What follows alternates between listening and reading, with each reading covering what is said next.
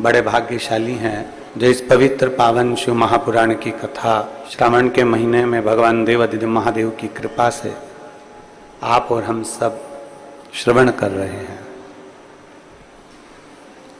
छत्तीसगढ़ की ही इस पवित्र भूमि से बाबा की पवित्र कथा के मुख्य यजमान पद ग्रहण करे श्री सीताराम गौरी शंकर जी खंडेलवाल परिवार राजनंदगांव, श्री चंद्रशेखर पिल्ले जी, श्रीमती पूर्णिमा पिल्ले जी, श्री अनिल शुक्ला जी, श्रीमती शकुंतला शुक्ला जी, श्री परमेश्वर सिन्हा जी, श्रीमती आशा सिन्हा जी एवं सभी श्रोता भाई बहन जो इस पवित्र प्रांगण में बैठकर भगवान शिव की पवित्र कथा का लाभ ले रहे हैं।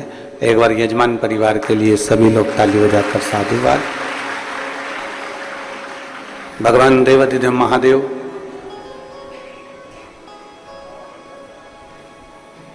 जो संपूर्ण, इसमें गुन आवाज आ रही है, 2 दिन से लगातार आ रही है।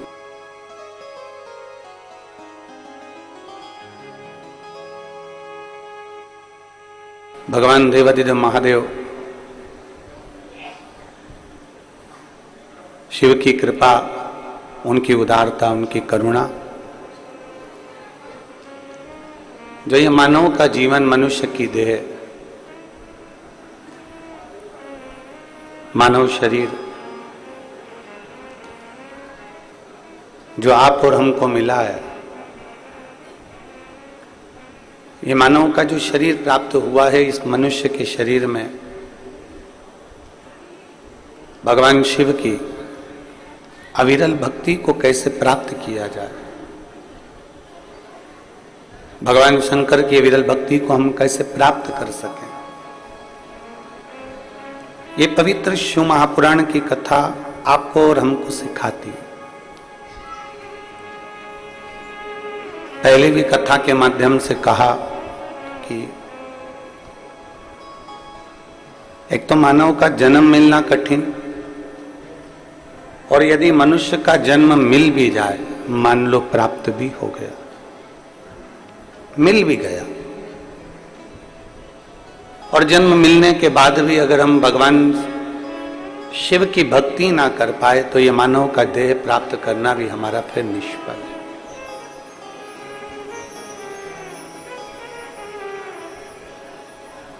चार चीजें अपने जीवन में धारण करिएगा, 4 बातों। पहला, शरीर अगर मानव का मिला है तो इस शरीर के माध्यम से परमार्थ का कोई कार्य कर ले, कोई कार्य परमार्थ का, किसी को शिक्षा प्रदान कर देवें, किसी को औषधि प्रदान कर देवें, कोई बच्चा पढ़ने वाला है उसको उच्च शिक्षा की जरूरत है, शिक्षा दीजिए, कोई बहुत बीमार है और आपके पास में बाबा ने धन दिया है थोड़ा बहुत, तो आप औषधि प्रदान करें।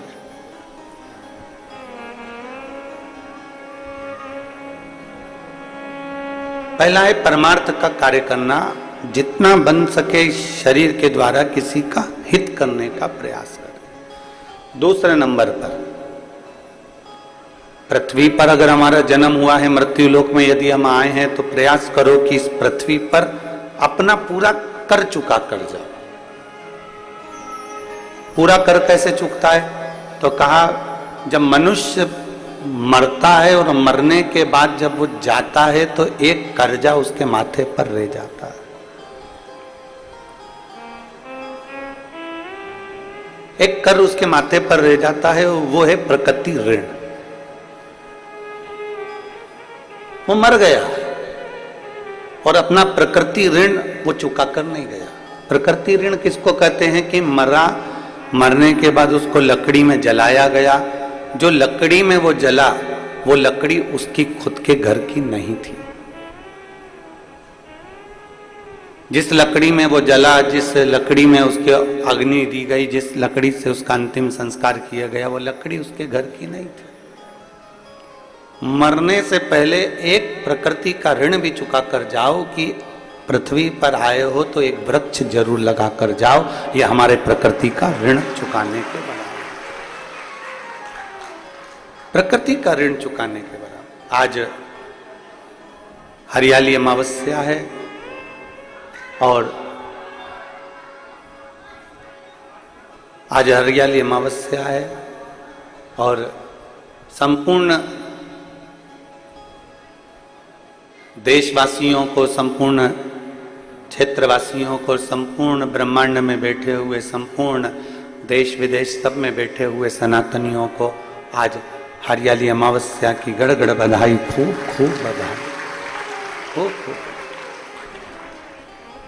चार बातें हमारे जीवन की हैं, चार बातें। प्रथम, परमार्थ का कार्य कर लें। दूसरा, प्रकृति का ऋण चुका कर जाए। तीसरे नंबर पर है, बन सके, पृथ्वी पर अगर जन्म लिया है और बन सके तो एक कन्या का कन्यादान जरूर करो, जरूर करो। एक बेटी का, एक कन्या का कन्यादान जरूर करें। और चौथे नंबर का है कि पृथ्वी पर अगर आप जन्म लिए हो, मृत्यु लोक में यदि आए हो और पृथ्वी पर यदि आपका जन्म हुआ है, पृथ्वी पर यदि आप जन्मे हो, तो मरने से पहले प्रयास करो कि किसी शिवालय में, किसी देवालय में पहुंचकर एक क्षण, एक मिनट उस शिवालय की थोड़ी देर की सेवा करो। ज्यादा सेवा से मतलब ये नहीं है कि आप बहुत समय तक, बहुत लंबे समय तक आप शिवालय में बैठे रहें और उसकी सेवा करते रहें, ये नहीं। एक क्षण की भी अगर आपने सेवा करी है किसी शिवालय में, किसी देवालय में, तो आपको उसका फल प्राप्त होगा, आपको उसका फल मिल जाएगा। और मैंने तेरे ही भरोसे बाबा, तेरे ही भरोसे हवा बिच उड़ती जावागी बाबा, डोर हटो छड़ी में कटी जावागी। भोले मैं तेरी पथक, शंभो मैं तेरी पथक। मृत्यु लोक में जन्म लेने के बाद चार कार्य जरूर करो, जरूर करिए। परमार्थ करिए, प्रकृति का ऋण चुकाइए, एक बेटी का, एक कन्या का कन्यादान जरूर करिए, भले अपने घर की हो चाहे पराये के घर की हो, जरूर करो। और किसी देवालय शिवालय में अगर गए हो तो सेवा करो। दुनिया में सेवा का सबसे बड़ा क्रम है, सेवा से बढ़कर दुनिया में कुछ भी नहीं। अभी भिलाई की कथा में एक बात कही थी, आप लोगों के स्मरण में होगा कि हनुमान जी के मंदिर में राम जी का होना जरूरी नहीं है। सुना था कथा? हनुमान जी के मंदिर में राम जी का होना जरूरी नहीं है। भिलाई की कथा में कहा था, पर राम जी के मंदिर में हनुमान का होना जरूरी है, क्योंकि उन्होंने सेवा करी है और सेवा के क्रम को उन्होंने बढ़ाया। जब सेवा के क्रम को बढ़ाया तो वो सेवा जिसने करी है वो जगत में पुजाना भी तो चाहिए। जिसने सेवा करी है वो जगत में पुजाएगी तो, जिसने सेवा करी है वो जगत में श्रेष्ठ कर भी तो।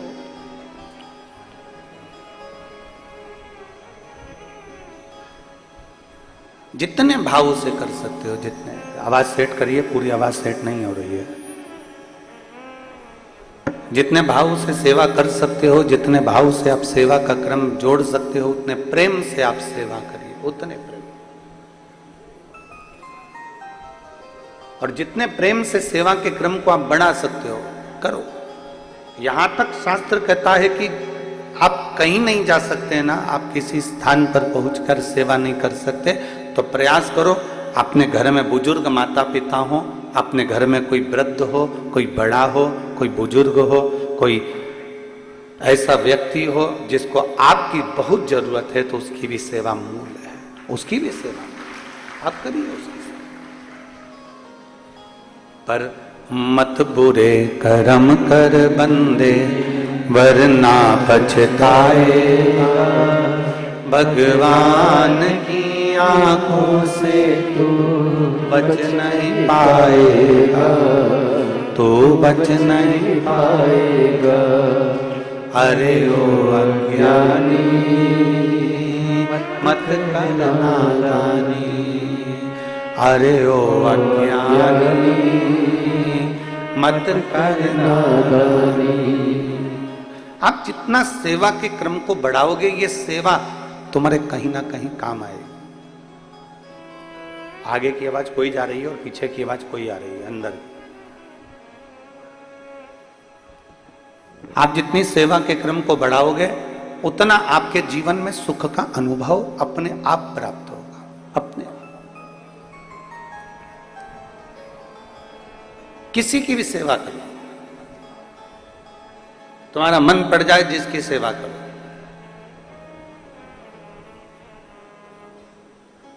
और याद रखना, सेवा करने के बाद में भूल जाना, बार बार जताना नहीं। सेवा करने के बाद हमें बार बार जताना नहीं है कि हमने तुम्हारी इतनी सेवा करी तो तुमने क्या फल दिया। एक कथा आती है शिव महापुराण में, बड़ी सुंदर कथा, स्मरण करिएगा। आज हरियाली अमावस्या है, ऑनलाइन आप सब शिव महापुराण की कथा श्रवण कर रहे हैं, तो दिल से सुनिएगा। माता पार्वती जी बैठकर तप साधना कर रही हैं। मां जगत जननी पार्वती जी बैठकर तप साधना में लीन है। डीले कम कर दो, हॉल है क्योंकि। माता पार्वती जी तप साधना में लीन है, अपनी तप साधना कर रही है और लगी अपनी तप साधना में, भगवान शंकर को राजी करने के लिए लगी, पंचाक्षर मंत्र का जाप करने के लिए। नमः शिवाय, ओम नमः शिवाय, नमः शिवाय, ओम नमः शिवाय, नमः शिवाय, ओम नमः शिवाय, नमः शिवाय, ओम नमः शिवाय। अपनी तप साधना में लीन है मां, अपनी तप साधना में लीन, किसी से मतलब नहीं उनको, और अपनी भक्ति में डूबी हुई। अब इतनी तप साधना माता पार्वती जी ने करी, इतनी तप साधना माता पार्वती जी ने करी कि पूरा 1 वर्ष नहीं, ना जाने कितने कितने वर्ष माता पार्वती जी तप साधना में लगी हुई, ना जाने कितने वर्ष।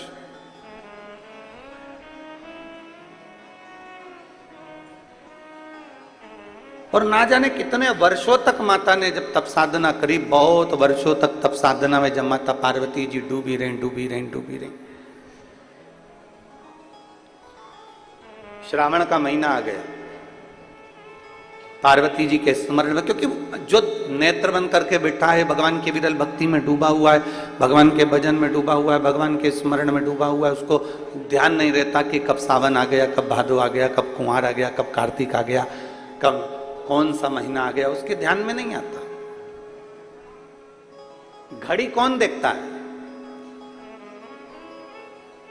सत्संग में बैठे हो, कथा में बैठे हो, पूजन में बैठे हो, भजन में बैठे हो और कीर्तन में बैठे हो और घड़ी देख रहे हो तो समझ लो कि तुम्हारा मन कथा में नहीं लगा, तुम्हारा मन सत्संग में नहीं लगा, तुम्हारा मन भगवत भजन में नहीं लगा, तुम्हारा मन भगवान के कीर्तन में नहीं लगा। भगवान की सेवा में घड़ी देखने का कार्य नहीं होता। आपका काम है भगवान की कथा सुनना, आपका काम है संकीर्तन करना, आपका काम है सत्संग करना, और तुम्हें हाथ में घड़ी भले बंधी है पर तुम्हें नहीं देखना है। देखना किसको है? आप अगर कथा में बैठे हो, आप अगर शंकर के मंदिर में बैठे हो, आप अगर सत्संग में बैठे हो, आप अगर भगवान का भजन कर रहे हो, भगवान के मंदिर में सेवा कर रहे हो, तो तुम्हें घड़ी नहीं देखना है। उस भोलेनाथ को तुम्हारी घड़ी देखना है कि तेरी घड़ी कैसी चल रही है, तेरी घड़ी को कैसे सुधारना, कैसे तुझे सुधारना है, कैसे तुझे श्रेष्ठ किया जा सकता है, कैसे तुझे ठीक किया जा सकता है, कैसे तुझे श्रेष्ठता दी सकते हैं, वो घड़ी उसको देखना, तुम्हें नहीं देखना। तुम तो अपनी मस्ती में भगवान माता पार्वती जी का चरित्र कर रहा है, माता पार्वती जी की कथा कर रही है, पार्वती जी अपनी मस्ती में मस्त। और कहते हैं ना,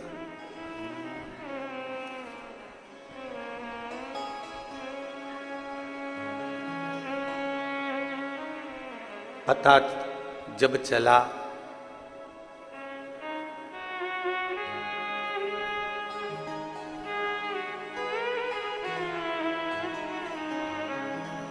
पता जब चला मेरी हस्ती का मुझको, पता जब चला मेरी हस्ती का मुझको, सिवा मेरे अपने यहाँ कुछ नहीं, सिवा मेरे अपने यहाँ कुछ नहीं। मुझे मेरी मस्ती कहाँ ले गया, मुझे मेरी मस्ती कहाँ ले गया, कहाँ लेके आई, यहाँ लेके आई, कहाँ लेके आई, यहाँ लेके आई। मुझे मेरी मस्ती कहाँ लेके आई, मुझे मेरी मस्ती कहाँ लेके आई। सभी में केवल तेरा ही एक आसरा, तेरी ही एक स्वरूप, सब में तू समाया, कोई दूसरा दिखा ही नहीं।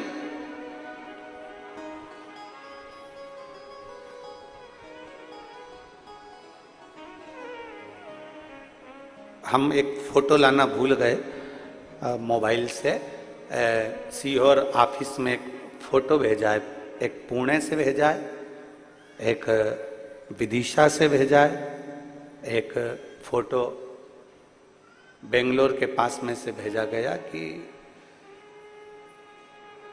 अंधशाला के बच्चों ने टीवी पर कथा सुनकर अपने अपने टीचरों से कहा कि वो गुरुजी ऑनलाइन शिव पुराण में भगवान शंकर की कथा का वर्णन किए हैं, अभिषेक का वर्णन किए हैं, हमको भी अभिषेक करना।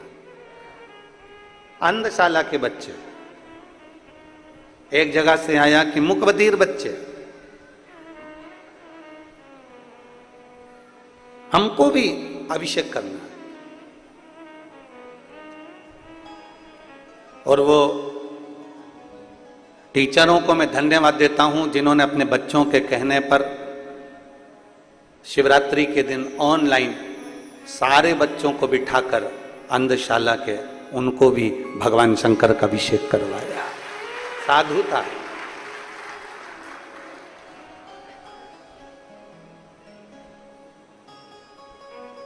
कभी कभी कोई कोई ऐसे फोटो और वीडियो भेज देते हैं। कुछ दिन पहले एक वीडियो किसी ने सीहोर भेज दिया था कि कोई बिल्ली एक अलमारी पे चढ़ के बैठ गई और वो टीवी पर पूरी कथा सुन रही। शायद आप लोगों ने वो वीडियो अगर आया होगा तो आप लोगों ने देखा, पूरी कथा सुन रही। और आस्था वालों के पास में अगर वो वीडियो है तुम्हारे मोबाइल में तो ऑनलाइन अगर चल रही है तो उन पर जरूर दिखाना है आपके पास में। जरा उसको ऑनलाइन वालों को भी आस्था चैनल पे भी जरा दिखाओ एक बार। वो अंधशाला वाला तो हम आज लाए नहीं फोटो सीहोर से जो आया, पर वो बिल्ली भी शिव महापुराण की कथा श्रवण कर रही है।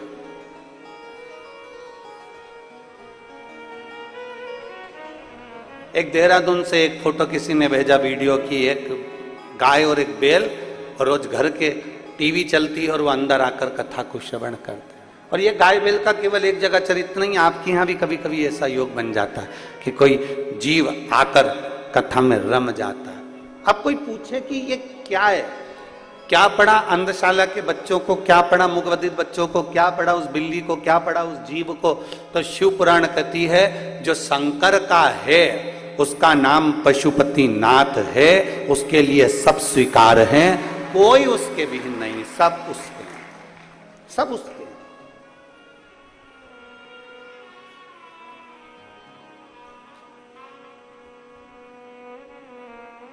सब उसी के हैं। रुद्राष्टाध्यायी में आता है पृथ्वी, आकाश, वायु, सब हर जगह पर शिव समाया, प्रत्येक जगह पर। आप में भी शिव है। ऐसा कोई संसार में जन्मा ही नहीं जिसमें जिसकी श्वास चल रही है उसमें शिव है। श्वास निकल गई शिव गया, शिव गया तो शव बन गया। जिंदा है तो भी शिव है, मर गया शव बन गया तो भी शंकर की शरणागति में शमशान गया। ऐसा कोई स्थान नहीं जहां शिव नहीं।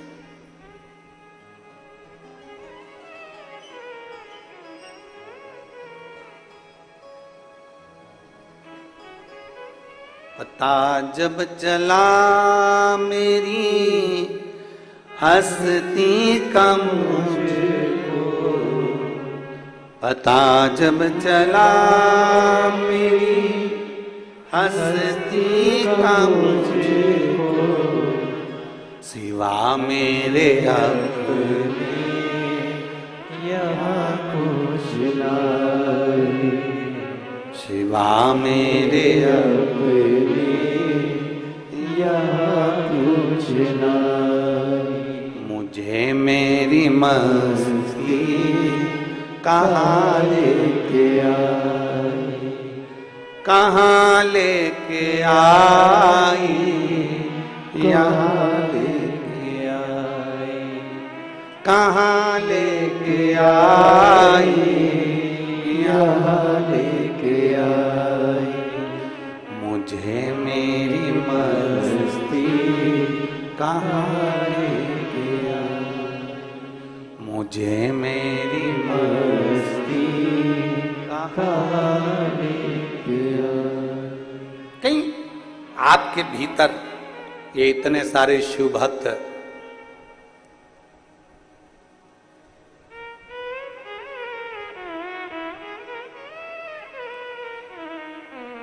इतने सारे शिव भक्त इतने बड़े राजनंद गांव में से अगर मेरे बाबा ने बेलपत्री जैसे पेड़ में से छाट छाट कर डलिया में इकट्ठी करते हैं, आप सब शंकर भगवान की बेलपत्र हो जिसको शिव ने स्वीकार कर लिया शिव पुराण के। मेरे बाबा ने आपको अपने लिए बुला लिया शिव भक्ति के लिए। कहीं शिव तत्व है, आपके भीतर का विश्वास, आपके भीतर का भरोसा प्रबल है।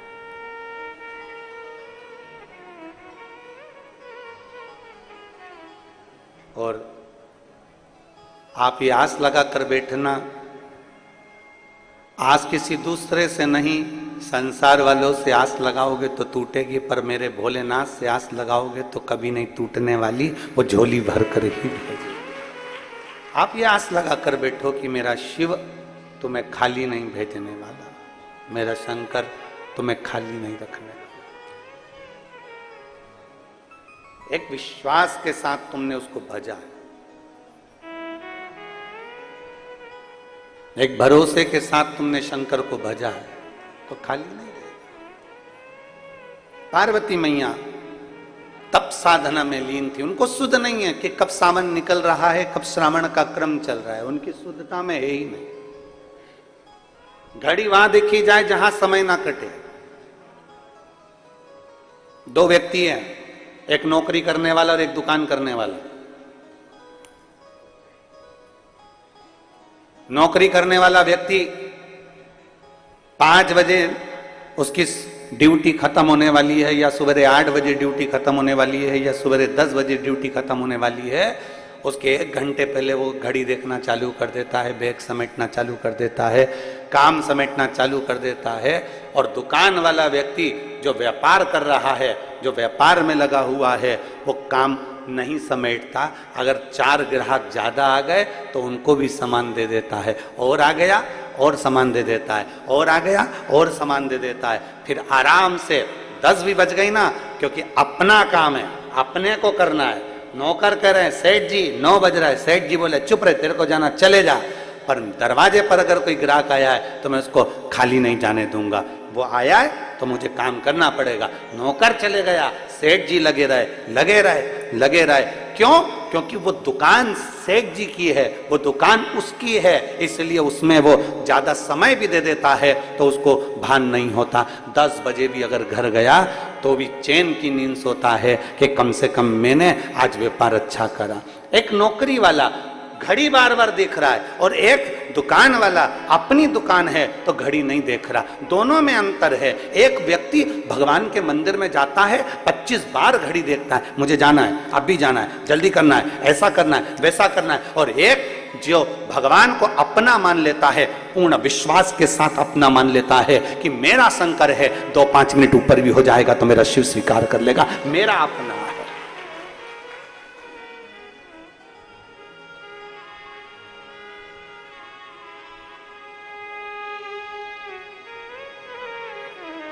ये मेरा अपना है। थोड़ा समय ज्यादा भी लग गया तो ये मेरा अपना है, इसको कैसे छोड़, कैसे? कहीं शिव आपको अपना लगे, कहीं भगवान शंकर आपको अपना लगे तो स्वीकृत हो।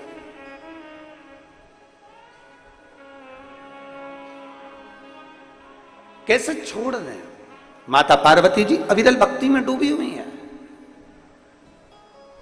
माता पार्वती जी भगवान शंकर की भक्ति में डूबी, उनको नहीं मालूम कि कब सावन गया, कब भादो आ गया, कब कुंवार आ गया, कब कार्तिक आ गया, उनके स्मरण में है ही नहीं। उनका तो केवल एक भगवान की विरल भक्ति को धारण करना, मंत्र जाप करना, स्मरण करना, कीर्तन करना, और डूबे गए।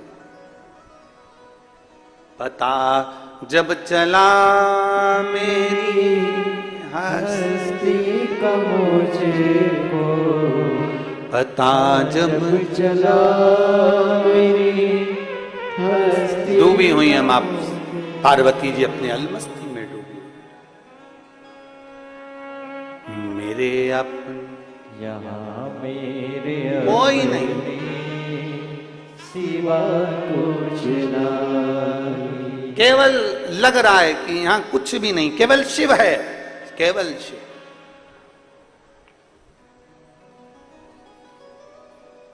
उसके सिवाय कुछ भी नहीं। एक माने पत्थर,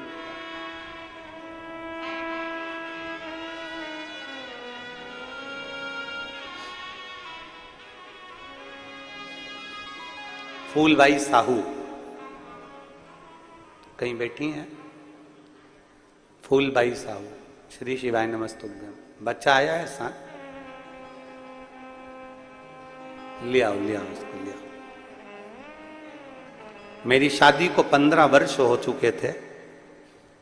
आप स्वयं जानते हैं गुरुजी के 15 साल में ऐसा कोई डॉक्टर नहीं छोड़ा हमने, ऐसा कोई देवता का स्थान नहीं छोड़ा हमने जहां हमने गोद ना भरवाई, हमने नारियल नहीं झेला। ऐसा कोई डॉक्टर नहीं जिसका इलाज ना करवाया, टेस्ट बेबी भी हो चाहे ऐसा कोई काम हो जो हमने संतान के लिए सब कुछ कराया, पर औलाद का सुख 15 साल तक नहीं आया, 15 वर्ष तक औलाद का सुख नहीं आया। 15 साल जब औलाद का सुख नहीं आया, तब हमने किसी दूसरे के कहने पर शिव महापुराण की कथा को श्रवण करना प्रारंभ करा, और भगवान शिव की कृपा से, बाबा की कृपा से, सफेद आंकड़े की जड़ बेलपत्र के प्रयोग से 2022 में बाबा की ऐसी कृपा हो गई कि मेरे घर में संतान की प्राप्ति हो गई। एक शिव कृपा, एक शंकर की उदारता, भगवान शिव की करुणा, भगवान शिव की कृपा, उसकी दया, उसकी उदारता सहज नहीं होती है। 15 वर्ष के बाद भी अगर वो झोली भर रहा है, 15 वर्ष के बाद भी अगर वो औलाद दे रहा है, तो कहीं ना कहीं उसकी कृपा, आपके भीतर कुछ विश्वास, आपके भीतर कुछ भक्ति, आपके भीतर कुछ जागरूकता, आपके भीतर शंकर के प्रति दृढ़ता बड़ी हो, आपके भीतर शिव भक्ति बड़ी होगी।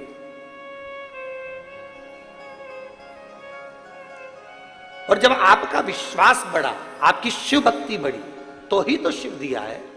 नहीं तो 15 साल में इन्होंने लिखा, 15 वर्ष में ऐसा कौन डॉक्टर जिसको मैंने छोड़ दिया, ऐसी कौन जगह जहां मैं ना गई। एक विश्वास, 15 वर्ष औलाद के लिए तरसना, संतान के लिए तरसना, कोई एक माँ से पूछे, क्योंकि उसको ही सबसे ज्यादा सुनना पड़ता है कि तेरी गोदी खाली है, तेरे यहाँ औलाद नहीं है, उसका चेहरा उतर जाता है, वो सबका सुनती है।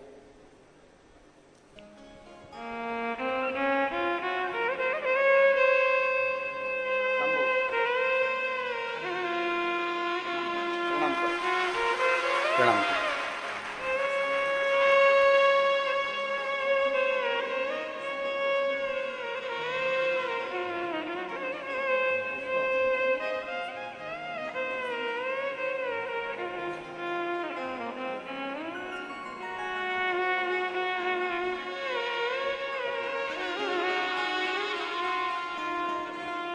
15 वर्ष के बाद बाबा ने दिया है। एक बार जोरदार ताली बजाकर साधु था। एक भरोसा आपका होना चाहिए, एक विश्वास आपका होना चाहिए, एक दृढ़ता आपकी होना चाहिए। और जब विश्वास, भरोसा, दृढ़ता पूर्ण होती है तो शिव सुनता जरूर है, सुनता है।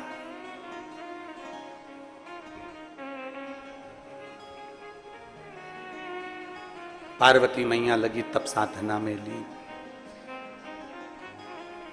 माता पार्वती जी जब तप साधना में लीन हो गई, सुध ना पड़ी, ध्यान नहीं आया। अभी आपको कथा में कहा कि 4 बातें अपने स्मरण में रहे, उसमें सबसे पहली बात कौन सी कही? जम के बोलो जरा, परमार्थ करना। कितना बड़ा क्रम है। माता पार्वती जी का चरित्र बता रहा है, मां पार्वती जी का संवाद बता रहा है कि माता पार्वती जी तप साधना में डूबी थी। तभी एक छोटा सा बच्चा रो रहा था और उसके पास में एक घड़ियाल, एक मगर उस बच्चे को पकड़ने के लिए जा रहा था। बच्चा चीख चीख कर रो रहा।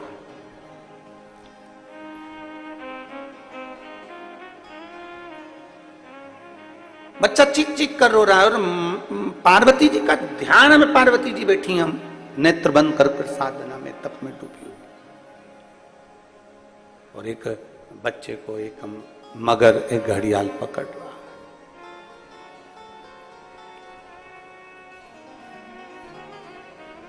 तब करते करते करते करते बच्चे के रोने की आवाज पार्वती जी के कानों में गई। जैसे ही माता पार्वती जी के कानों में रोने की आवाज गई, पार्वती जी के नेत्र खुल गए। अभी तक माता पार्वती जी के नेत्र नहीं खुले थे, तब साधना में लीन थी। अभी तक माता पार्वती जी के नेत्र नहीं खुले थे, अपनी भक्ति में लीन थी।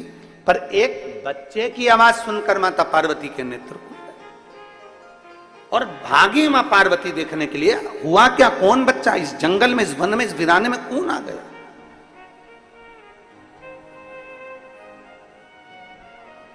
इस वीराने में कौन ऐसा बच्चा आ गया, इस वीराने में कौन पहुंच गया, जरा जाकर देखूं तो सही। पार्वती मैया ने जाकर देखा तो एक घड़ियाल, एक मगर आ रहा था बच्चे को खाने के लिए। थोड़ी सी ही दूरी बची थी मगर की और बच्चे की। बच्चा रो रहा था, मगर नजदीक में आ रहा था।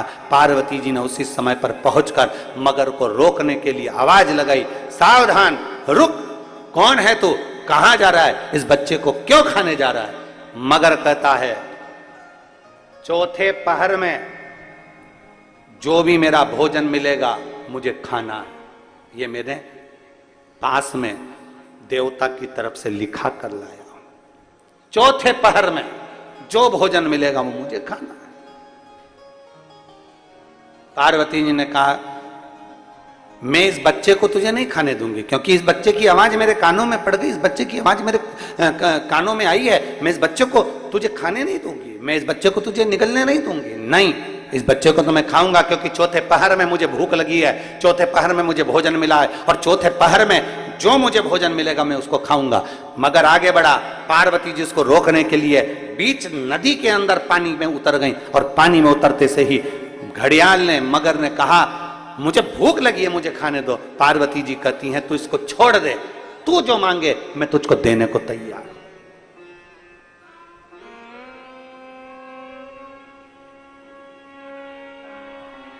जो तू मांगेगा मैं तुझे दे दूंगी, पर तू इसको छोड़। कितना सुंदर बात कही है, जरा ध्यान दीजिएगा। बहुत बहुत सुंदर प्रसंग है महाराज। आप और हम, कई संसार के लोग जितने आस्था चैनल पर सुन रहे हैं, जितने फेसबुक यूट्यूब पर सुन रहे हैं, और जितने इस पंडाल में सुन रहे हैं, करोड़ों की संख्या में शिव भक्त अपने अपने चैनल पर कथा को सुन रहे हैं, ऑनलाइन कथा श्रवण कर रहे हैं। उन सबसे कहना चाहूंगा, कई लोग, आप और हम में से कई लोग ऐसे हैं जो भगवान की भक्ति के नाम पर नेत्र बंद कर कर बैठ जाते हैं, आग बंद कर कर बैठ जाते हैं, और ये सोचते हैं कि हमने तो जो हो रहा था वो देखा ही नहीं। शिव महापुराण की कथा कहती है, अगर तुम भजन कर रहे हो, तुम घर में सेवा कर रहे हो, तुम आराधना कर रहे हो, तुम पूजन कर रहे हो, तुम शंकर जी से लाड लड़ा रहे हो, तुम भगवान शंकर को जल चढ़ा रहे हो, तुम शिव की स्तुति कर रहे हो, और मालूम पड़े किसी व्यक्ति पर, उसी स्थान पर जहां तुम पूजन कर रहे हो, जहां तुम आराधना कर रहे हो, उस स्थान पर किसी व्यक्ति पर अगर कोई कष्ट दे रहा है, तो प्रथम फर्ज तुम्हारा बनता है कि पूजन से पहले परमार्थ का कार्य करना है। भैया थोड़ा रुकिए, भैया थोड़ा सावधान होइए, ए उसके पांव में चोट लग गई, भैया उसको हाथ में लग गई, भैया उसको ऐसा हो गया। पहले जल, संत तुकाराम जी महाराज का चरित्र कहता है, संत नामदेव जी महाराज का चरित्र कहता है, प्रयागराज से जल भरकर रामेश्वर को कावड़ चढ़ाने के लिए गए थे संत। और संत जब कावड़ चढ़ाने के लिए प्रयागराज से जल भरकर, त्रिवेणी का जल भरकर जब पहुंचे रामेश्वर धाम के लिए, तो बीच रास्ते में चलते चलते चलते चलते उनको एक गधा मूर्छा खाकर पड़ा हुआ मिला। गधा जमीन पर पड़ा हुआ मिला। तो संतों ने विचार करा, बाकी के संत भी साथ थे, कोई ने अपनी कावड़ का जल उस गधे को ना दिया, पर संतों ने, तुकाराम जी ने, नामदेव जी ने अपनी कावड़ का जल लिया और उस जल को गधे को पिला दिया। गधा उठकर बैठ गया। सारे संत कहने लगे, इतना दूर प्रयाग से जल भरकर चले थे, केवल थोड़ी ही दूर पर रामेश्वरम बचा था, कुछ दूर पर रामेश्वरम बचा था, और तुमने तुम्हारा जल गधे को दे दिया। संत तुकाराम नामदेव जी कहते हैं, जल जिसके लिए लेकर चले थे वो जल उसने यहीं स्वीकार कर लिया, उसमें क्या दिक्कत है? क्या दिक्कत है? तुझ में रब दिखता है यारा में क्या करूं?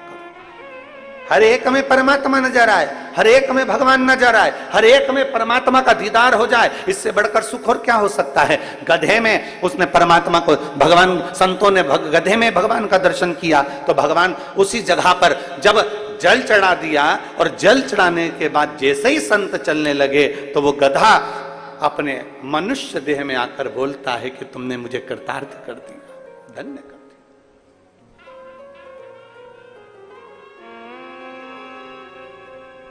बहुत दूर से जल भर कर लेकर आ रहे हो,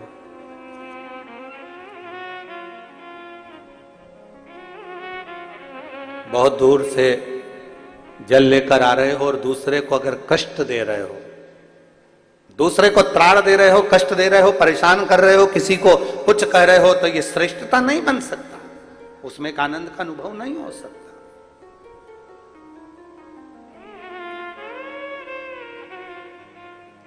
श्रेष्ठता तब है जब हम किसी को कष्ट ना दें। सर्वे भवन्तु सुखिनः, सब सुखी रहें, सब आनंद में रहें। ये दुनिया का सबसे बड़ा सुख है।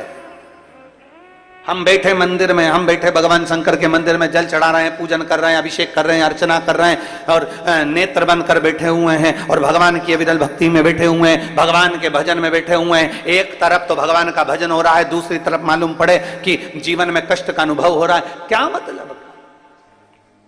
एक बहुत सुंदर संवाद आता है। एक पुजारी जी थे। वो पुजारी जी भगवान के मंदिर में पूजन करते थे और पूजन करते थे, बड़े दुखी बड़े थे, बहुत दुख था उनके जीवन में, ना काम ना धंधा, बच्चे भूखे रहते, पत्नी भी परेशान रहती, पूरा परिवार परेशान रहता। पुजारी जी भगवान शंकर के मंदिर में पूजन करते, अब बड़े दुखी, बड़े दुखी। अब पुजारी जी भगवान के मंदिर में पूजन करते, बच्चे भूखे रहते, पत्नी भूखी रहती, परिवार भूखा रहता, बड़े परेशानी में, कपड़े नहीं, लत्ते नहीं, आभूषण नहीं, जेवर नहीं, बड़े पुजारी जी दुखी रहते। एक दिन उसी मंदिर में एक संत आ गए। संत ने फटी हुई सी धोती थी, एक तन पर गमछा डला हुआ था, मस्तक पर चंदन लगा हुआ था, गले में रुद्राक्ष की माला थी, हाथ में रुद्राक्ष की माला थी और 12 तिलक लगे हुए थे। और संत ने आकर पुजारी जी से कहा, भैया जी मुझे भूख लग रही है, पुजारी जी कुछ खाने को दे दीजिए, मुझे भूख लग रही है, कुछ खाने को दे दीजिए। पुजारी जी ने कहा, बताओ कहां कहां के भिखारी आ जाते हैं, मांगने के लिए पूरा गांव पड़ा हुआ है, मांगने के लिए पूरा क्षेत्र पड़ा हुआ है, मंदिर में भी मांगने आ जाते हैं। पुजारी जी ने कहा, चल भाग यहां से, धक्का दे दिया पुजारी जी ने। वो संत उसी मंदिर के बाहर प्रांगण में, बाउंड्री के अंदर, वो संत अपने एक साधारण से भाव से पोंछ कर, झाड़ू लगाकर वहीं मिट्टी में सो गया। और सोया, पुजारी जी ने सोचा कैसा अड़भंगा है, कैसा पागल है, मूर्ख है। और पुजारी जी ने फिर भगवान से कहना चालू करा, वाह रे भगवान वाह, तेरा भक्त दिन भर भूखा रहता है, मेरे बच्चे परेशान रहते हैं, मैं तकलीफ में रहता हूं, भगवान तू तो है भी कि नहीं है संसार में, तू है कि नहीं है संसार में। पुजारी जी दिन रात भगवान को कोसा करते और संत उसी बाउंड्री के अंदर पड़े रहते। संत का नियम था, जैसे ही संध्या होती, रात होने से पहले संत भगवान का भजन करने बैठ जाता और जैसे ही सुबह होती वैसे ही तान के खूब बढ़िया सोता, दिन भर सोता, रात भर भजन करता।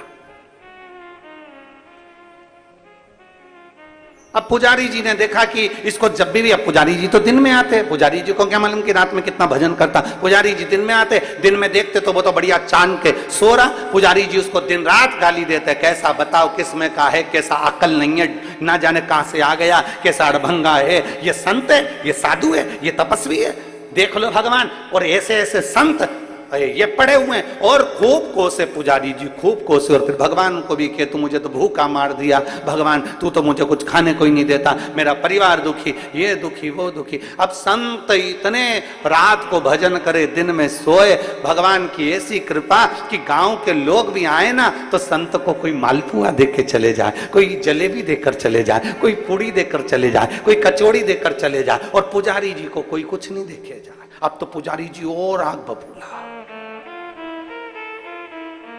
पुजारी जी और आग बबूला। पुजारी जी ने कहा, बताओ हम तो मंदिर में पूजन कर रहे भगवान, और सारी दुनिया का ठाट तो ये संत को मिल रहा, दिन भर सोता, रात भर न जाने क्या करता, और खाने को भी अच्छा अच्छा मिलता, और हम तुम्हारी पूजन करते और हमको कुछ नहीं मिलता। और थोड़े दिन निकले, बाबा भोलेनाथ जी को कहते कहते समय हो गया, तब भगवान शंकर ने एक पंडित का रूप लिया। पंडित का रूप लगकर भगवान भोलेनाथ तुरंत उस पुजारी जी के पास गए और पुजारी जी से कहा, पुजारी जी बहुत भूख लग रही है। इतनी देर में जैसे पंडित जी बोले भूख लग रही है, पुजारी जी बोले एक और भिखारी आ गया,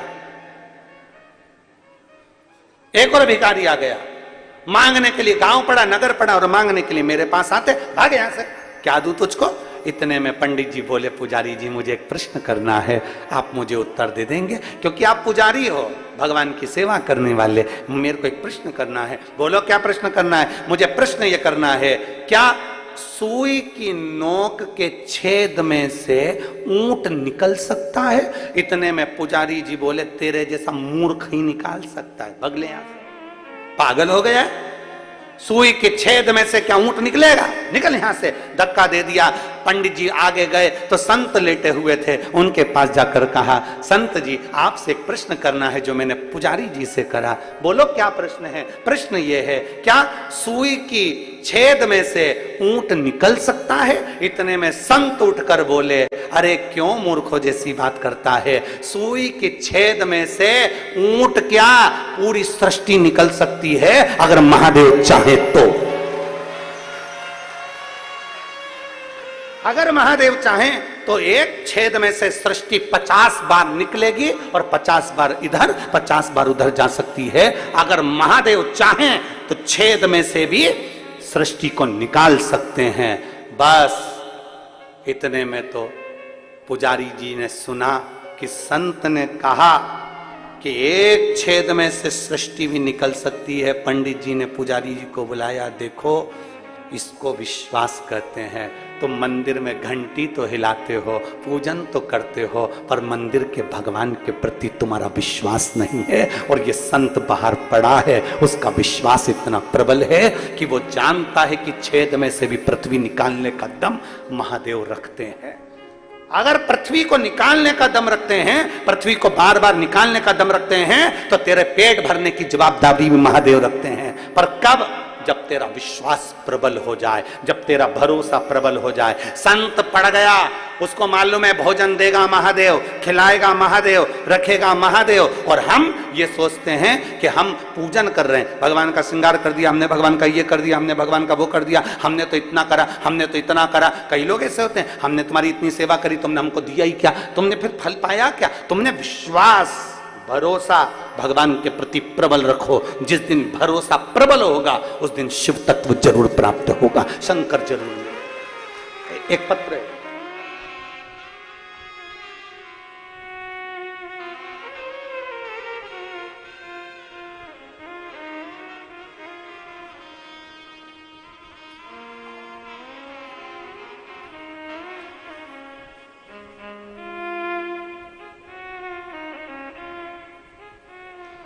मैं रोशनी ठाकुर,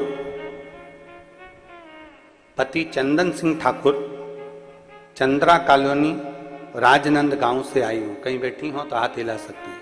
आप ही हैं? श्री शिवाय नमस्तुभ्यम। आ जाओ, बच्चे को लिया लिया। मैं रोशनी ठाकुर, पति चंदन सिंह ठाकुर, चंद्रा कॉलोनी, राजनंद गांव से आई हूं। मेरी शादी को कई साल निकल गए थे। 2-4 साल तक तो हमने इंतजार करा, 5 साल इंतजार करा, 6 साल इंतजार करा, 7 साल इंतजार करा, 8 साल इंतजार करा, पर संतान का सुख नहीं हुआ। गुरुदेव, हमारे यहां संतान का सुख नहीं आया। तब करें तो करें क्या? हम सत्य बोले ना गुरुजी, तो हमारा इतना विश्वास आपकी कथा पर भी नहीं था। सत्य बोले गुरुजी तो हमारा विश्वास कथा पर भी नहीं था और हमारा विश्वास शिव पर भी नहीं था। पर एक बार आपका कथा टीवी पर सुन ली और सुनने के बाद जो भरोसा आप कहते हो कि पूर्ण विश्वास के साथ अगर कोई कार्य करोगे तो भगवान उसको स्वीकार करेगा। अब हमने भी सोच लिया, डॉक्टर का बहुत इलाज करवा लिया, सारी दुनिया में हमने प्रणाम कर लिया, सब जगह से गोदी भरवा ली, औलाद नहीं हुई। अब विश्वास शिव पर करेंगे। अब देगा तो भोलेनाथ देगा, नहीं तो नहीं देगा। इतने साल भी तो नहीं दिया, देना नहीं देना उसकी मर्जी। हमने आपके कहने पर आसन लगाकर टीवी के सामने कथा सुनी, आंकड़े की जड़ का प्रयोग करा, तब भी मेरे घर में औलाद नहीं हुई। एक बार पशुपति व्रत करा, नहीं हुआ। 2 बार पशुपति व्रत करा, नहीं हुआ। 3 बार पशुपति व्रत करा, नहीं हुआ। तब मैंने सोच लिया कि हमने विचार कर लिया कि देगा तो शिव ही देगा। अब किसी के यहां नहीं जाऊंगी और ना किसी के यहां धोख लगाऊंगी। बस 5वीं बार पशुपति व्रत और 5वीं बार सफेद आंकड़े की जड़ का प्रयोग करा, तब जाकर मेरे बाबा ने 22/11/2023 को मेरे घर में संतान दी। मैं बाबा को यहाँ धन्यवाद देने के लिए। जब पूर्ण भरोसा, विश्वास नहीं है, वो लिख रही है अपने पत्र में, हम आपको पर भी भरोसा नहीं करते, शिव पर भी भरोसा। हमें भरोसा ही नहीं था, हमें विश्वास नहीं।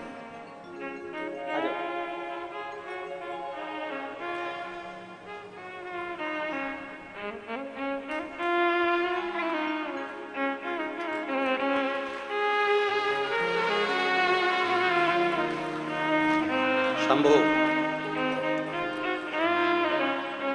शंभो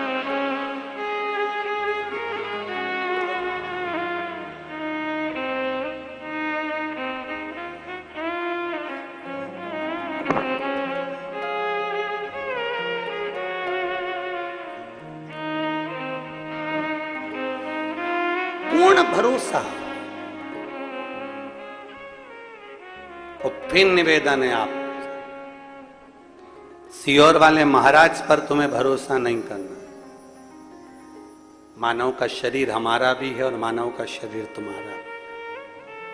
हम पर भरोसा नहीं, भरोसा करना शिव महापुराण पर, और भरोसा करना शंकर की कथा पर, और भरोसा करना तुम्हारे एक लोटे जल पर। तो तुम भरोसे के बल पर, विश्वास के बल पर अग्रण्य जरूर हो। इंसान पर भरोसा नहीं करना है। तुम भी मनुष्य हो, हम भी मनुष्य हैं। मानव का शरीर है, मानव का शरीर है तो हो सकता है गलती हो जाए, पर परमात्मा से कभी गलती नहीं होती। मानव से गलती हो सकती है, मनुष्य से गलती हो सकती है, परमात्मा से। इंसान पर भरोसा नहीं करना है, तुम्हें भरोसा देवाधिदेव महादेव पर करना है। तुम्हें शिव, मेरे बाबा दया करना, मैं तेरे भरोसे हूँ। मेरे बाबा दया करना, मैं तेरे भरोसे हूँ। ना घर के भरोसे हूँ, ना परिवार के भरोसे हूँ, ना घर के भरोसे हूँ, ना परिवार के भरोसे हूँ। मेरे बाबा दया करना, मैं तेरे भरोसे हूँ। भोले बाबा दया करना, मैं तेरे भरोसे हूँ। किसी पर भरोसा मत, आप किसी पर भरोसा करो और वह भरोसा तुम्हारा टूट जाए, उससे अच्छा है शिव पर भरोसा करो, शंकर की कथा पर भरोसा करो, शिव महापुराण पर भरोसा करो, शिव वाणी पर भरोसा करो, पर इंसान पर भरोसा नहीं। इंसान से ज्यादा ईश्वर पर भरोसा करने का प्रयास करें। मैं तुझे इस बच्चे को नहीं खाने दूंगी, पार्वती जी कह रही हैं, इस बच्चे को नहीं खाने दूंगी, तू छोड़ इसको छोड़ दे। नहीं, ये मेरा भोजन है, चौथे पहाड़ के अंतर्गत मुझे जो मिलेगा मैं उसको खाऊंगा, ये मेरा भोजन है। और मैं नहीं, ये मेरा भोजन है, ये चौथे पहर में जो मुझे मिलेगा मैं उसको पाऊंगा।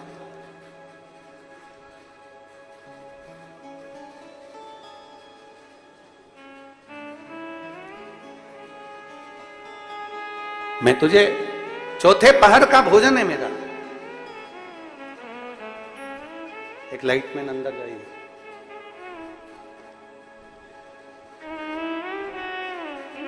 चौथे पहर का भोजन है ये मेरा, मैं नहीं दे सकता।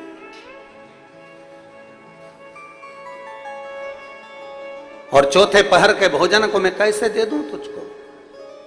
कैसे दे, कैसे प्रदान करूं? मैं तुझे नहीं दे सकता। पार्वती मैया ने तुरंत बारंबार कहा, माता पार्वती जी ने, मां पार्वती जी बारंबार कह रही हैं, नहीं, इस बच्चे को तो मैं तुझे नहीं खाने दूंगी, ये बच्चा मैं तुझे नहीं दे सकती। तो कुछ और मांग ले, तुझे क्या चाहिए? तू जो बोले मैं तुझे देने को तैयार। बोल तुझे क्या चाहिए? तू जो मांगेगा मैं तुझे देने को तैयार हूं। तू जो कहे मैं तुझे दे दूं। मांग, तुझे क्या चाहिए? क्या दिया जाए तुझको? क्या प्रदान किया जाए तुझको? मांग ले, तुझे क्या दूं? क्या दूं? मगर ने, घड़ियाल ने उसी समय, उसी पल, उसी घड़ी बोला, सुनो, फिर जो मांगूंगा तुमको देना पड़ेगा इस बच्चे के लिए। मांग ले, तुझे क्या चाहिए? दे दे, मांग ले, देऊंगी तेरे। घड़ियाल ने कहा, मगर ने कहा, अगर देना चाहती हो तो बस इतना दे दो कि तुम्हारे श्रावण के महीने में, श्रावण के महीने में तुमने भूलवश भी अगर पार्थिव लिंग का निर्माण करा हो, और पार्थिव लिंग का निर्माण कर कर अगर एक बेलपत्र शंकर को समर्पित करी हो, तो वो बेलपत्र का फल मुझे दे दिया जाए। एक बेलपत्र का फल मुझे दो।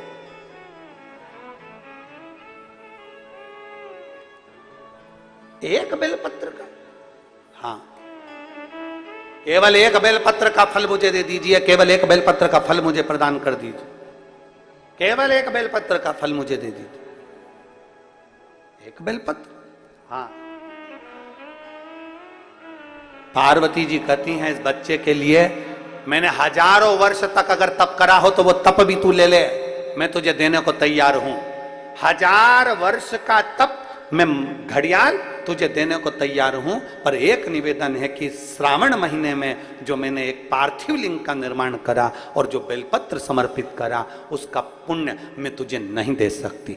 1000 वर्ष का पुण्य ले ले, मैं दे दूंगी, पर एक श्रावण के महीने के पार्थिव लिंग के पूजन का एक बेलपत्र का पुण्य नहीं दे सकती। घड़ियाल कहता है, मुझे तुम्हारे हजारों वर्ष का तप नहीं चाहिए, मुझे तो केवल एक श्रावण महीने के पार्थिव लिंग पूजन का एक बेलपत्र का फल चाहिए। तब पार्वती जी ने विचार करा, अब जरा विचार आप करिएगा, 1000 वर्ष तक तप करने का फल घड़ियाल नहीं ले रहा है, एक सावन के महीने के पार्थिव लिंग के पूजन में जो बेलपत्र समर्पित किया गया उसका फल ले रहा है। मतलब समझने का विषय है कि एक पार्थिव लिंग सावन के महीने में बनाया जाता है और उस पे एक बेलपत्र चढ़ाई जाती है, तो 1000 वर्ष के तप का फल ज्यादा है, उसका फल ज्यादा है।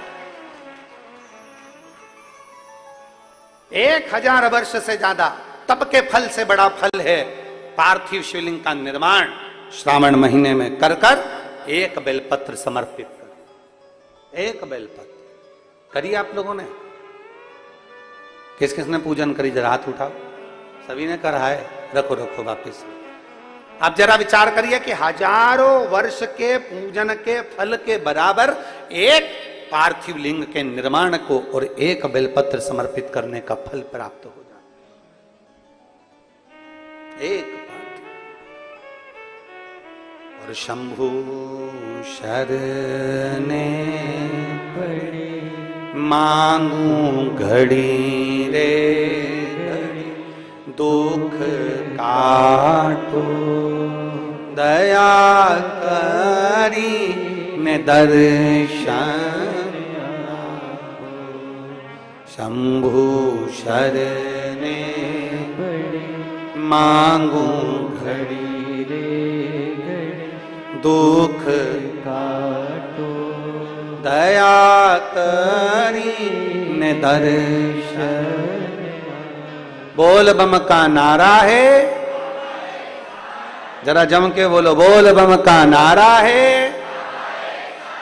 सारी समस्या का हल एक बेलपत्र में वो बल हो जाता है, पार्थिव लिंग पूजन के श्रावण महीने के। हमसे लोग कहते हैं क्या पड़ी तुमको, सावन महीने में शिवलिंग का निर्माण करवाना, पूजन करवाना, ऑनलाइन करवाना, क्यों? हम कहते हैं भूलवश भी अगर कोई अपने घर में सावन के महीने में पार्थिव लिंग का निर्माण कर लेता है, पूजन कर लेता, भूलवश भी, और एक बेलपत्र समर्पित कर देता है, उसको हजारों हजारों वर्ष का पुण्य फल तप का तो वैसे ही प्राप्त होगा।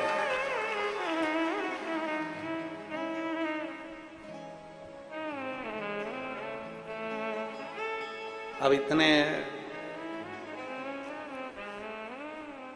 कम से कम जिस दिन पार्थिव लिंग का निर्माण का करते हो, आप लोग पूजन करते हो, उतने समय तो कम से कम तुम्हारे विचार तो अच्छे रहते हैं, तुम्हारी बुद्धि तो अच्छी रहती है, तुम्हारा चित्त तो अच्छा रहता है, उतने समय तुम भगवान शंकर की भक्ति तो करते हो।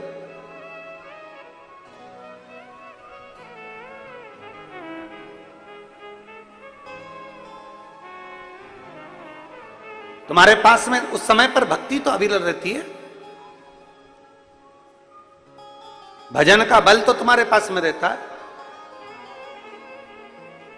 एक पति पत्नी ने फोटो भेजा है, हम प्रयास करेंगे कल कथा में आप लोगों को वो फोटो भी दिखाने का और उस पत्र को पढ़ाने का भी प्रयास करेंगे कि आस्था चैनल पर वो पत्र भी आप पढ़ें जो उस व्यक्ति ने लिखा। एक पति पत्नी ने, इतनी गरीब परिस्थिति है कि कबेलू में से उसके मकान में 3-4 जगह पर बर्तन रखे हुए हैं, पानी टपक रहा है, घर में बिछाने के लिए कुछ भी नहीं, 3 बच्चों को लेकर दोनों पति पत्नी इतने दीन से, और इतने दीन से कि वो अपने घर में शंकर जी के पार्थिव लिंग का पूजन कर रहा है, पार्थिव लिंग का।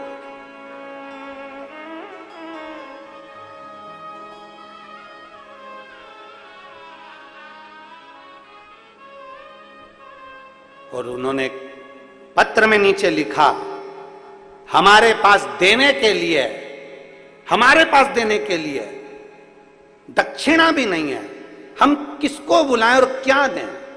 हमने केवल एक पत्र में उसको एक मैसेज में सीओर से सूचना करी कि आपके पास में कुछ नहीं है देने के लिए, आप भगवान की भक्ति करो, ऑनलाइन पूजन का स्मरण करो, तुम्हारे बेलपत्र, वो कहते हैं मेरे पास में भोग लगाने के लिए मिठाई भी नहीं है, मेरे पास चढ़ाने के लिए फल भी नहीं है।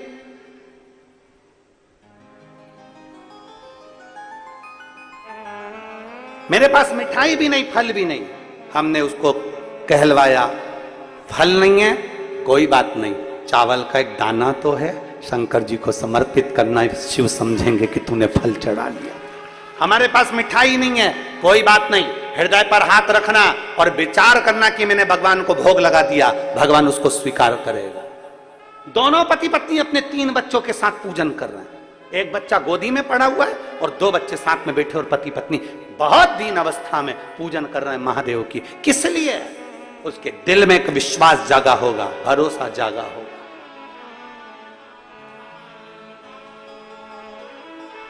कि कोई जल्दी बनता है, कोई लेट बनता है, पर शंकर को जल चढ़ाने वाला एक दिन सेठ जरूर बनता है। उसके दिल में विश्वास जागृत हुआ होगा, उसके हृदय में भरोसा जागृत हुआ होगा कि मेरे पास देने के लिए कुछ नहीं है, पर मैं महादेव की पूजन करूंगा, शंकर का पार्थिव लिंग का निर्माण करूंगा, पूजन करूंगा, आराधना करूंगा, बेलपत्र चढ़ा दिया, धतूरा चढ़ा दिया, फूल चढ़ा दिया, जो मिल गया भगवान शंकर को समर्पित कर दिया। उसने दिल से पूजन कर, और हम कहते हैं दिल से पूजन अगर करी है तो शिव स्वीकार जरूर करता है और भगवान झोली जरूर भरता है। हृदय से करिए, दिल से।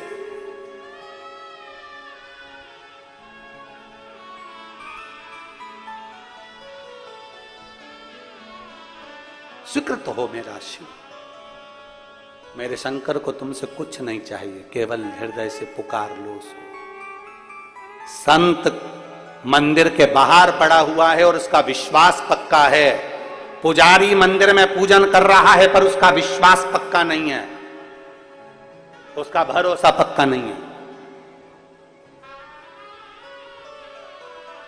एक विश्वास अपने भीतर पक्का करिए, जब आपके भीतर भरोसा पक्का होगा तो मेरा महादेव भी देने को तैयार होगा। आप लोग बैठे हैं कथा में, कोई व्यक्ति तो ऐसा बैठा होगा जिसने लोन लिया होगा। तुम लोगों ने लोन लिया होगा, या जो आस्था चैनल पर सुन रहे हैं या फेसबुक यूट्यूब पर कथा सुन रहे हैं, लोन लेते हैं तो लोन लेने से पहले बैंक वाले तुम्हारा पीछे का हिसाब देखते हैं। कैसे हो तुम, आवक क्या है तुम्हारी, पहले कितना बैलेंस रहा है बैंक में, तुम्हारा कितना माल रहा बैंक में, तुम्हारा आय व्यय कैसा रहा, तुम्हारा हिसाब कैसा रहा, तुम्हारा व्यवहार कैसा रहा। कहीं तुम किसी पुराने लोन को खा तो नहीं गए। लोन देने से पहले पुराना हिसाब देखा जाता है, तब तुम्हें लोन प्राप्त होता है। उसी तरह पृथ्वी पर जन्म लेने के बाद अगर तुम्हें कुछ अच्छा मिल रहा है तो भगवान को धन्यवाद देना कि परमात्मा तुम्हारा पीछे का हिसाब देखकर लोन पर लोन दिए जा रहा। पुराना हिसाब देखकर तुम्हें गाड़ी मिल गई, पुराना हिसाब देखकर तुम्हें बंगला मिल गया, पुराना हिसाब देखकर तुम्हें सब कुछ मिल गया, अच्छी बहू मिल गई, अच्छा बेटा मिल गया, पोता पोती मिल गए, नाती पंती मिल गए, पति पत्नी सब अच्छे मिल गए, सारा की सारा घर परिवार अच्छा मिल गया। बचा कुचा था तो छत्तीसगढ़ में जन्म मिल गया, छत्तीसगढ़ राजनांदगांव में जन्म मिल गया। अच्छे से अच्छा आनंद पाते हुए राजनांदगांव में जन्म तो मिला, साथ में 5 दिन की शिव महापुराण की कथा तुमको यहाँ राजनांदगांव में प्राप्त हो गई। जरा विचार करना, तुम्हारा पुराना लोन अच्छा था, तुमने पुराना हिसाब अच्छा रखा, इसलिए आज तुम्हारा हिसाब भोलेनाथ ने अच्छा कर दिया। हिसाब देखा, पुराना हिसाब देखकर अभी का हिसाब दिया जाता है। लोन देने वाला पहले पुराना हिसाब देखता है। देखो जरा, देखो इसका बैकग्राउंड कैसा रहा, इसने कैसा पुराना हिसाब क्या रहा, बैंक का बैलेंस कैसा रहा, कैसा क्या रहा, पुराना हिसाब देखने के बाद फिर दिया जाता है। उसी तरह परमात्मा भी पुराना देखता है, पूर्व जन्म में इसने क्या किया, किसी भूखे को भोजन कराया, प्यासे को पानी पिलाया, कहीं सत्कर्म करा। भगवान ने कहा देते जाओ, लोन दिए जाओ, दिए जाओ, दिए जाओ। पुराना हिसाब मिला, पुराना हिसाब मिला तो कहा दरवाजे पर एक गाय आती थी, उस गाय को रोटी नहीं देती थी, धक्का मार के निकाल देती थी, डंडा मार देती थी और पानी डाल देती थी गाय पर। तो भगवान ने भी कह दिया उसी गाय को इसकी बहू बना के भेज दो, हिसाब पक्का।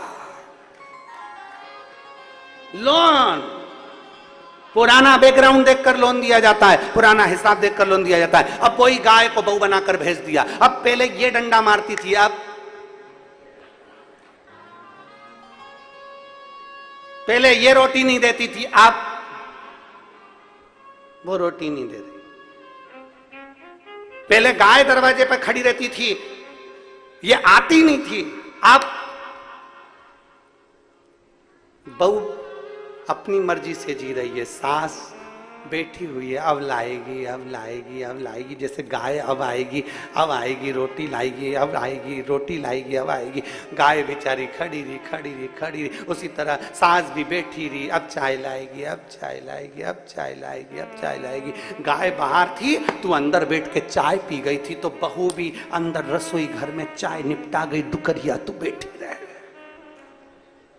पुराना बैकग्राउंड देखा जाता है, पुराना हिसाब अच्छा है तो तुम्हें लोन भी अच्छा मिल जाएगा। पुराना हिसाब बेकार है तो लोन भी नहीं मिल पाएगा। नहीं साहब हम नहीं दे सकते, इसका बैकग्राउंड अच्छा नहीं है, अच्छा नहीं है, पुराना हिसाब खा गया, नहीं देता है, जाओ तो कचर कचर करता है, इसका हिसाब ठीक नहीं है, बैंक बैलेंस ठीक नहीं है, कोई नहीं देगा तुमको हिसाब। इसीलिए कहते हैं पुराना हिसाब अच्छा रखोगे तो अभी का हिसाब अच्छा है, और अभी का हिसाब अच्छा रखोगे तो आने वाला समय तुम्हारे लिए अच्छा है। तुम जैसा रखना चाहो ये तुम्हारे ऊपर निर्भर करता है।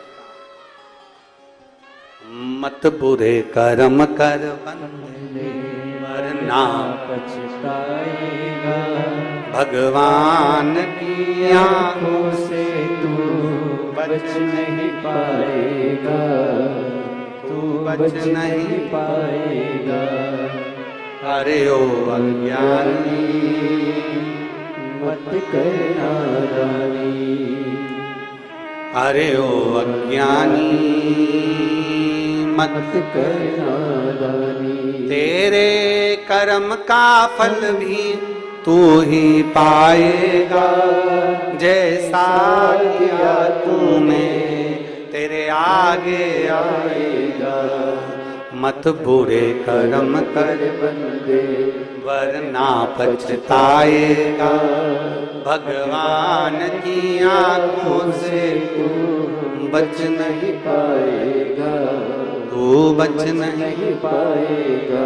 अपना पुराना देखा जाएगा। तुमने किसी भूखे को भोजन कराया, तुमने किसी प्यासे को पानी पिलाया, तुमने किसी को कुछ दिया है, तुमने कुछ भजन किया है, तो तुम्हें मिलता रहेगा। लोन देने वाला पुराना हिसाब देखता है, परमात्मा देने से पहले भी पुराना हिसाब देखता है। अच्छा तुम विचार करो, जरा सोचिएगा, विचार करिएगा कि ऊपर तुमसे पूछा गया था कि मध्य प्रदेश में जाना है कि छत्तीसगढ़? अरे बोलो तो। नहीं। ऊपर पूछा गया था ब्राह्मण के घर में जाना है कि क्षत्रिय के घर में जाना है कि वैश्य के घर में जाना है कि शूद्र के घर में जाना है? पूछा था?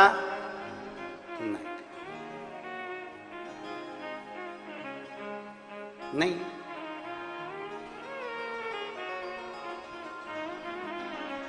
कोई नहीं पूछा।